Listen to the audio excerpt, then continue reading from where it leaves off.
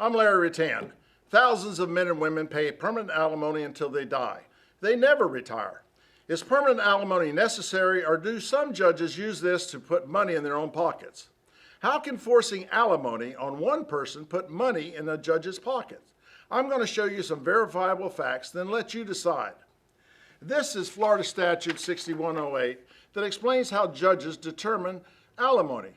It looks very fair, but if you look closely, you're going to see a lot of little words like may, consider, and should. These are words I've highlighted in green. I call these qualifiers because they actually cancel out all the words that follow. Those are the red highlighted words here on this page. In other words, the judge may or may not follow the law. In the past, legislators have worked very hard to give us fair laws, but I believe they were thoroughly tricked. Why have laws if they have no meaning? Next, you need to know how money gets from divorcing couples to judges' pockets.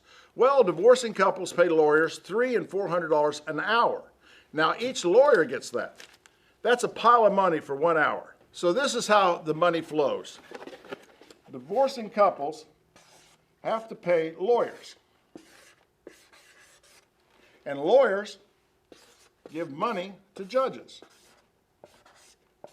Not only that, you're going to see that there's a whole squad of lawyers out here that are giving money to judges.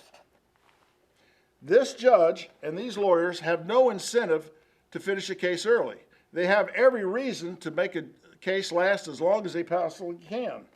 That might explain why a divorce case that's basically cutting a pie in half lasts 5 and 6 years, yet a complicated murder trial with thousands of pieces of evidence and dozens of witnesses only lasts 2 or 3 months. Is cutting a pie in half so difficult, or do you think money has something to do with it? I'm going to show you 5 basic items a judge looks at to determine alimony. See if you can spot the questionable decisions that judges make. Those 5 items are: how much the non-worker needs for support, how much the non-worker can earn for themselves, who contributed to the marriage and adultery, assets and liability distribution from the marriage, and the worker's ability to pay. Here's one example that shows how thousands of men and women are forced to be paying alimony for the rest of their life. First, we'll look at who contributed to the marriage. This case revealed that the income provider, we'll call them the worker, provided overwhelming evidence that they were the driving force behind the marital success. The non-worker testified in court that they didn't need the help. They testified that they had an affair, then asked for a divorce. They also testified their spouse was good. The worker was determined to be absolutely honest by the neutral forensic CPA. That's a quick and accurate snapshot of the people involved. Figuring out how much the non-worker needs for support is determined with a document called a financial affidavit. Some of these items the non-worker required were $200 a month for gifts, $300 a month for clothing and cosmetics, and $150 a month for grooming. On quick order, the judge said this was okay. The worker's financial affidavit is often overlooked. Many people will confirm this. How much the non-worker can earn for themselves is a crucial step. In this example, a neutral vocational evaluator with 25 years experience was hired to answer the question. He published a 28-page report that answered the question. He found 235 jobs a non-worker could earn, from $37,500 a year to $17,880 a year. The non-worker was still unable to find a job, so the evaluator made an additional note saying full-time work could be found quickly, ranging from $9 to $10 an hour.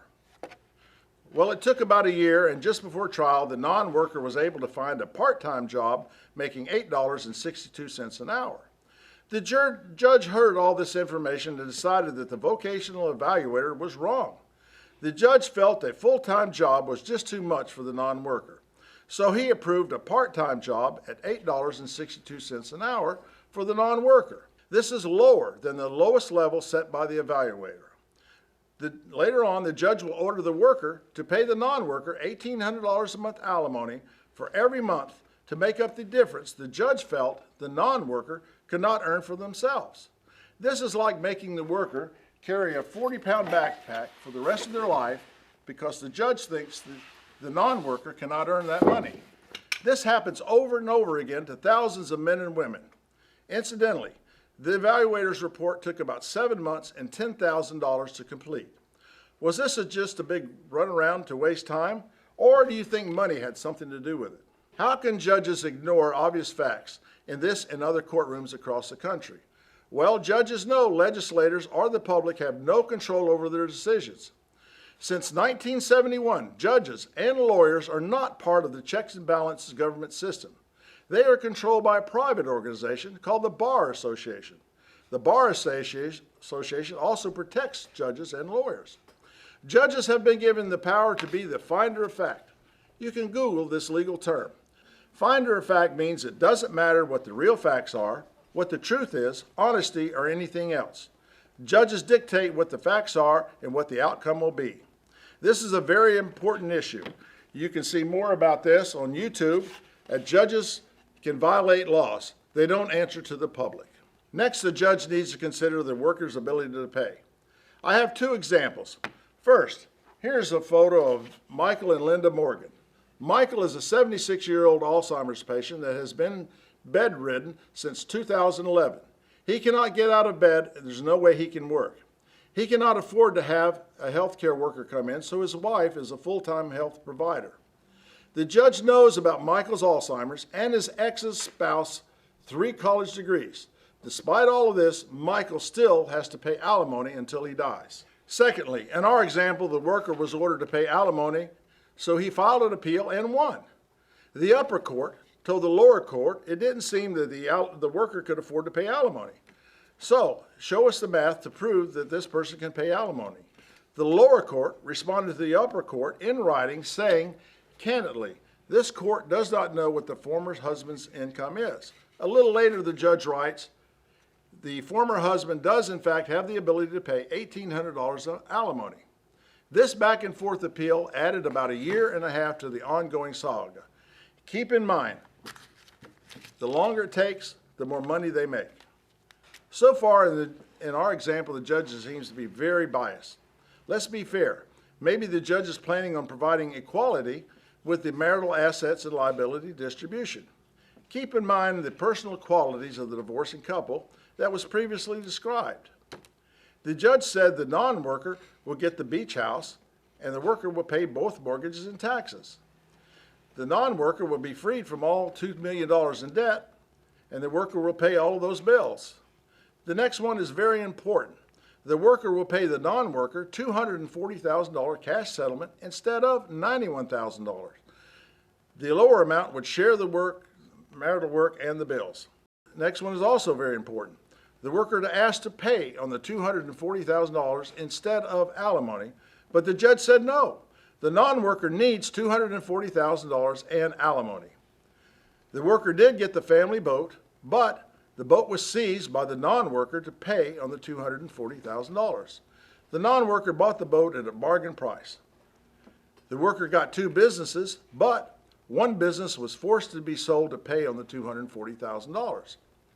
The worker got a beach triplex that was 200% underwater, and the worker got a home near work that was 100% financed. Well, that's it. The judge, being the finder of facts, says this is justice and equality. What do you think? Are judges being fair and equitable, or is there a different motive? Does money have something to do with it? How does a judge profit from making extreme lopsided judgment? Well, a 30-year study from Brown University might have the answer. They found that acquaintances of divorcing couples are 75% more likely to get a divorce. If judges make a divorce look so extremely attractive to one person, then that person will tell all their friends, relatives, and possibly your spouse how great a divorce is for years to come. Sooner or later, those comments will have an effect and push some couples into a divorce. Once a divorce starts, the money train is running again. So here's the question. Do judges use their position to promote the billion-dollar divorce industry or provide equality? Are they wasting 5.5 years of taxpayer money to profit themselves? What do you think, taxpayers? Changing family law is very difficult because many lawyers do not want change. They vote on laws that affect their cash flow. Isn't that a conflict of interest? Send this video to your legislators. See what they think. Thank you very much.